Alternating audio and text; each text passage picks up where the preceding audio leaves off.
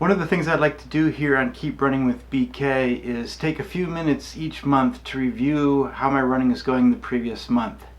Some of the things that we'll talk about is how my training's going against my goals, things of interest that come up during my training, maybe even highlight some of the things that I talked about in the videos that I posted that month.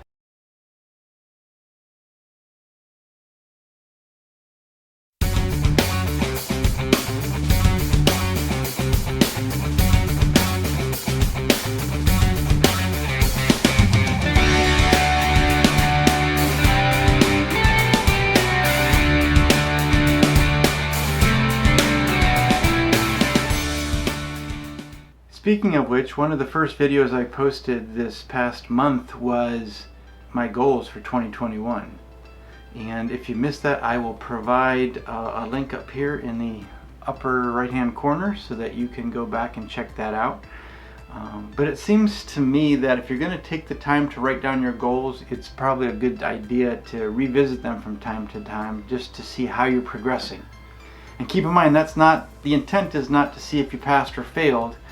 It's really to see how are you progressing towards the goals that you set. And if you aren't really progressing the way that you'd like, then it's a great opportunity to evaluate and see what kind of adjustments you can make so that you can get on track. Keep in mind, the real goal is actually to keep running and to enjoy your running when you get to do it. And the goals that we write down are really the targets that we're aiming for and that we hope that we'll be able to achieve in a given year. So keep that in perspective, and with that in mind, the first goal that I talked about was a mileage goal for the year, a real simple one to start off, and I set the goal of running 1,200 miles for 2021. That may seem like a lot to some and not so much to others. But as I shared in my goal setting video, I achieved 1,000 miles last year for the first time in over a decade, and so I didn't want to go too big too soon, so I set what I believe to be a fairly reasonable goal of 1,200 miles, which is an average of 100 miles per month. And I'm happy to report that in the month of January I ran 139.2 miles over 20 runs, with an average run of being 6.96 miles. Second goal I had was to run injury-free. If we're injured, we're sidelined and we're not running and we're not enjoying this. So I did have two what I call injury days where I had planned to run but I didn't run due to some issues that I was having. They're more precautionary than anything serious. But the other thing that was injury related that I wanted to give an update on is, since running the ultra marathon last October, I've had some lingering tendonitis that I've been trying to rehabilitate, and I wasn't real happy with how that was progressing, and so I did a little bit more research and I learned something new, that there's more than just one kind of Achilles tendonitis. And I think what I have is referred to as insertional Achilles tendinopathy, and that requires a different type of strength exercises than what I was doing. Some of the exercises that I had been doing were helping. Others were actually counterproductive towards someone who has insertional Achilles tendinopathy, in that, like, hanging over the edge of a step and going below that step level provides compression pressure on that Achilles tendinopathy, and it doesn't like it at the insertion point where the tendon attaches to one of the ankle bones. And so when I stopped doing those and I made some adjustments to how I was doing these exercises, I've noticed significant improvement, less irritation, less talking to me while I'm running. Yes, I'm crazy. My body speaks to me while I'm running and I'm trying to pay attention. So I'm very happy about that. One of the other things that I talked about in one of my videos I posted this past month was my training plan for the Cleveland Marathon.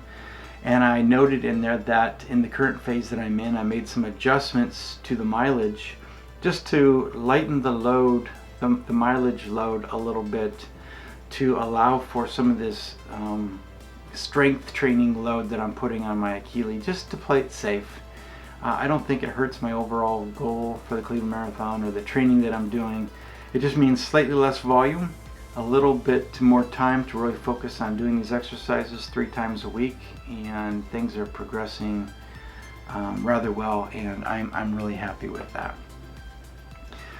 Speaking of the Cleveland Marathon, one of the other videos that I posted this past month, as I said, was the training plan for that. Again, I'll put the link up above if you would like to check that out.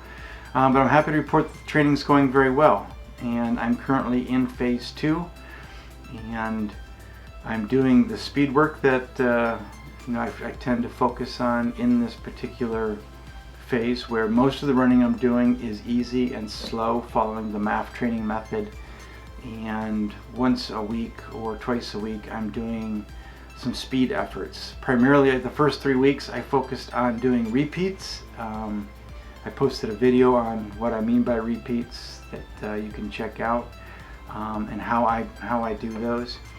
And then this past week I actually transitioned to intervals, and I have plans to do a video here in the next week or 2 on how to do, or what I mean by intervals, how to do that, and include that in the playlist of speed workout videos that I plan to do. So far that is going really well. I'm responding well to the speed work, and I think it might be a good time to, in the next week or 2, there's a local segment here that I run on one of my running routes. It's a little over a mile. That is a registered segment on Strava, and I'd like to go out and test myself against that and see if I can't move up the leaderboard. I think the last time I did it I moved up to 3rd place overall, and I'd like to move into 2nd and see how close I can get to actually being the leader for that thing, and I'll provide updates in a future video on how that goes. Let's see here, some of the things that I'm looking forward to regarding my marathon training is I've got a few more weeks left of phase 2, and then I transition into phase 3 the last week of February, and that begins what I refer to as the heavy lifting phase, where you do the bulk of your running mileage. And I've got 3 40+ weeks scheduled during that phase, and 3 weeks where I've got 36 to 38 miles, so almost an average of 40 miles a week for 6 weeks straight.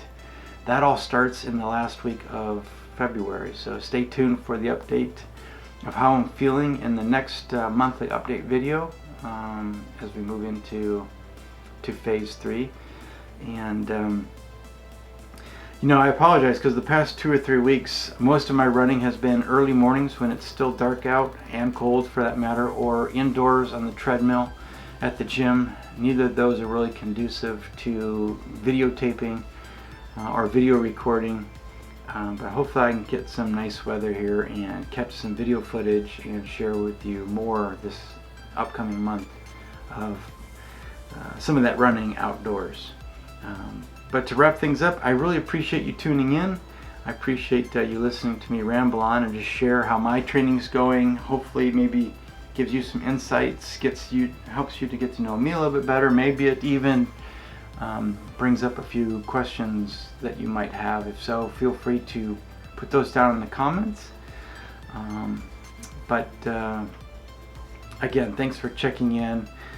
My goal really here, again, is just to share running insights to help you to keep learning, training tips to help you to keep improving, and motivation to help you to keep running. And if you'd like to get some more during the week, check me out on Twitter or Strava. You can find the links to those down in the show notes.